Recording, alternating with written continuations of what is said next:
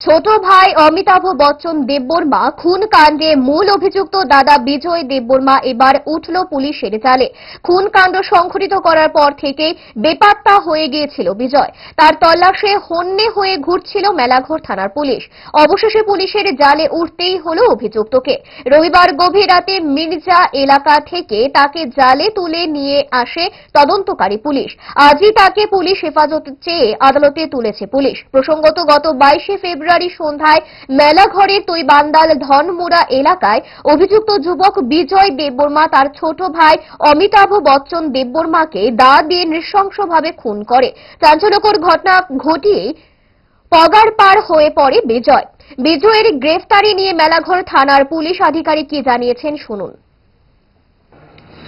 গত 22 তারিখ রাত্র অনুমান 7:00টার সময় পরিমাণদল ধর্মুরা এলাকায় বাসিন্দার বিজয় দেববর্মা তার নিজ ভাই অমিতাভ বচ্চন দেববর্মাকে হত্যা করে, দাদি হত্যা করে এবং সঙ্গে সঙ্গে বাড়ি থেকে পালিয়ে যায়। অ্যাকর্ডিংলি আমাদের কাছে খবর আসে, আমরা বিশাল পুলিশ বাহিনী ওখানে গিয়ে তদন্ত শুরু করি এবং ওই কেসের যে দা দিয়ে হত্যা করেছিল ওই দাকে আমরা রিকভারি করি ঘটনাস্থল থেকে, এবং ঘটনাস্থলে ফরেনসিক টিম এবং টপ স্কোয়াড পার্টি